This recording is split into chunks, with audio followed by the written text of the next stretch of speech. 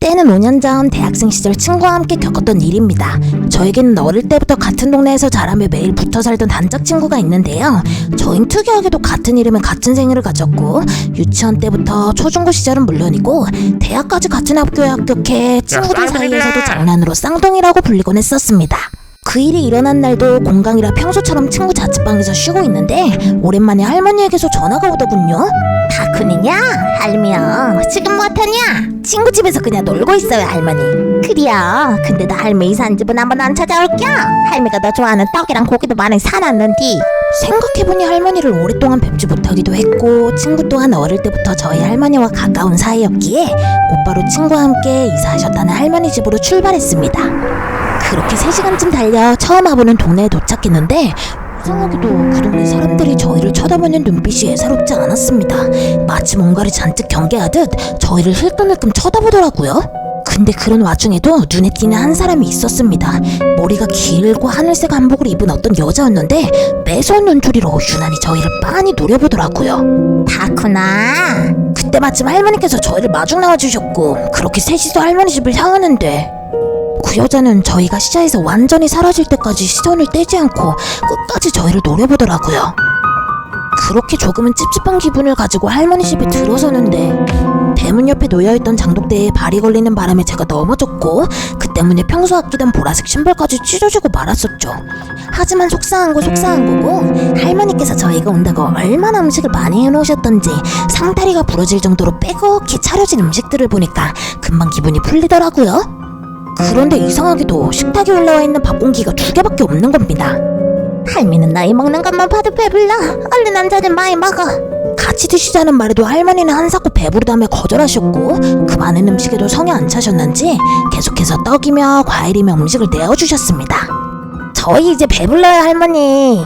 얼마나 먹었다고 그려? 한 그릇만 다 먹어라 다크나. 응? 그런데 아까부터 조금 이상했던 게 할머니는 어릴 적부터 항상 저희를 똥강아지라고 부르시곤 했는데 이상하게도 아까부터 자꾸만 저희 이름을 부르시더라고요. 그래서인지 오랜만에 만난 할머니가 조금은 어색하게 느껴졌을 무렵 시골이라 그런지 어둠은 더 빨리 찾아왔고 이제 잠에 들 준비를 하려는데 할머니가 대뜸 제게 용돈을 건네주시더라고요.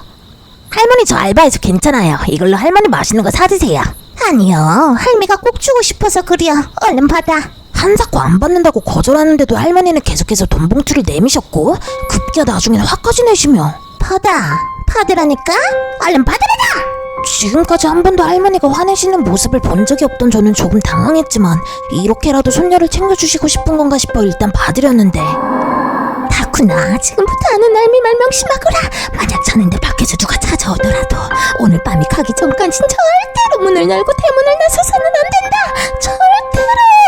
누가 찾아오더라도 오늘 밤이 가기 전까진 절대로 대문을 나서지 말라니 저로서는 도통 이해가 되지 않는 얘기를 잔뜩 하시고서는 할머니께서는 잠자리에 드셨고 저도 조금은 낯설어진 할머니를 바라보다 곧 잠에 들었습니다. 당장 문 열라고! 그렇게 얼마나 잤을까. 밖에서 나는 시끄러운 소리에 저는 잠에서 깨어났고 무슨 일인가 확인하려 방문을 살짝 열었더니 누군가 대문을 정말 부수고 들어올 것처럼 세차게 흔들고 있었습니다. 저 사람들이 아까 할머니께서 얘기한 이상한 사람들인가 싶어 두려움에 떨고 있는데 그 와중에 옆에서 자고 있어야 할 친구가 생뚱맞게도 밖에서 무릎을 꿇고 앉아 있었습니다. 위험하게 여기서 뭐하고 있어? 저 사람들은 또 뭐야? 우리한테 왜 저러는 거야? 뭐라고? 친구는 제 말이 들리지도 않는 건지 계속해서 알 수 없는 말을 중얼거렸고 저는 그런 친구를 확인하려 한 발자국 더 다가서는데 저는 한동안 그 자리에 굳을 수밖에 없었습니다. 친구가 실핏줄이 다 터져 붉게 물든 눈을 정말 터질 듯이 크게 뜨고서는 마치 짐승처럼 땅을 미친 듯이 파헤치고 있었기 때문이죠. 그리고 곧 그곳에서 굵은 밧줄로 묶인 낡은 나무 상자가 나와 자주색 천으로 된 보자기 하나를 꺼내드는데 그 보자기 사이로 보이는 것은 누군가의 사진 그리고 부러진 손발톱과 머리카락 한 움큼이었습니다. 그런데 친구는 그 보자기에는 일체 관심이 없고 오로지 그 낡은 나무 상자에만 집착하더라고요. 그때 저는 본능적으로 느낄 수 있었습니다. 절대로 저 나무 상자만큼은 열어서는 안 된다. 왜냐하면 친구가 상자를 보고 뭐가 그렇게 신이 났는지 터져나오는 웃음을 숨기지 못하고 미친 사람처럼 웃기 시작했었거든요. 저는 곧바로 친구에게 달려들어 상자를 빼앗았고 상자가 손에서 떨어지자 그제야 친구는 정신이 돌아온 듯 하다가 이내 갑자기 목줄을 다급하게 휘저으며 내 등이 할머니, 내 등에 매달려 있는 너희 할머니 좀 내달라고. 저는 도대체 그게 무슨 말이냐며, 할머니는 지금 방에서 주무시고 계시지 않냐며 뒤를 돌아보는데, 처음 보았던 빨간 지붕이 대궐 같은 집은 온데간데 사라지고 낡은 부적들만이 다닥다닥 가득 붙여져 있는 음산한 집이 눈에 들어왔습니다. 그리고 그렇게 맛있게 먹었던 할머니가 차려주시는 음식은 상한 치 한참 된 데 모두 썩어 있었고, 저희가 잠들었던 포근한 할머니 방 또한 방울이며 처음에 대못이 박힌 이상한 인형들까지 무적이 가득한 방 안에 나뒹굴고 있었습니다. 마침 그때 엄마에게서 전화가 걸려왔습니다. 딸, 무슨 일 없이 잘 지내고 있지? 그게 엄마가 방금 꿈을 꿨는데 돌아가신 할머니께서 꿈에 나오셔서 다 해진 어떤 신발을 급하게 꿰매시더니 빨리 너한테 가보라고 하시네. 근데 그 신발이 너가 평소에 아끼던 보라색 신발이길래. 정말 별일 없는 거 맞지?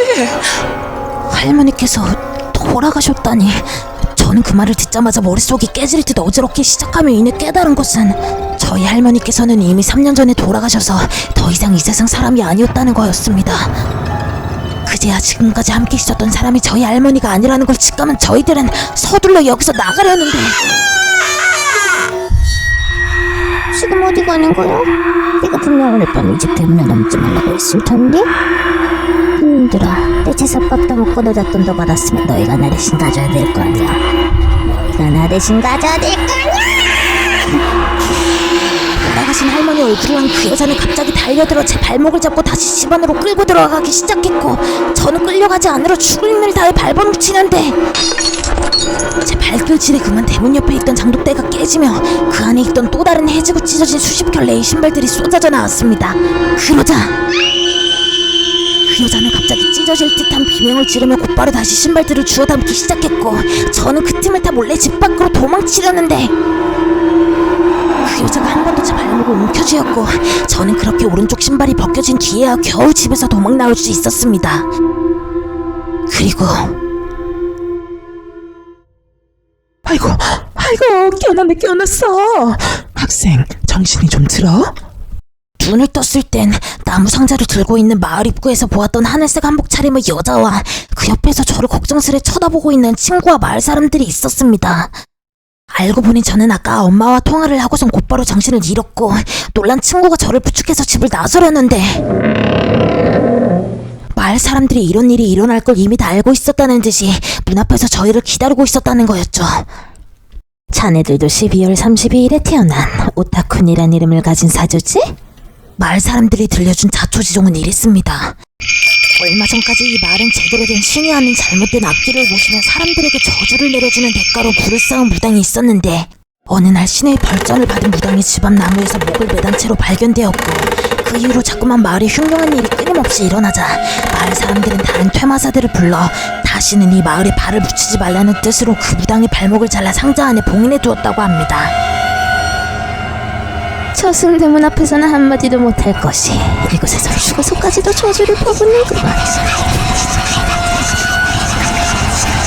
그럼에도 불구하고 매년 그 무당의 제삿날만 되면 그 무당과 같은 이름과 생일을 가진 사람들이 뭔가에 홀린 채 이 마을에 나타난다는 거였죠. 신발은 본디 그 사람의 영혼을 담고 있다는 또 다른 물건이지. 그래서 그 무당끼가 찰린이 발목에다 본인과 같은 사주를 가진 사람의 신발을 신겨 사자의 눈을 속이고 본인 대신 저승길에 보내려고 했던 것이야. 또한 본인이 직접 봉인을 풀지 못하니 마찬가지로 같은 사주를 가진 너에게 빙의된 상자를 열려고 했던 것일 테고. 그래도 자네 할머니 덕분에 목숨은 건졌어. 그 제사밥을 대신 먹고 노잣돈까지 받았는데 찢어진 생명줄까지 다시 붙이지 못했더라면 그놈 제삿날에 네가 그놈을 대신해서 저승에 가는 거였거든. 아이고, 살았어. 천만다행이야.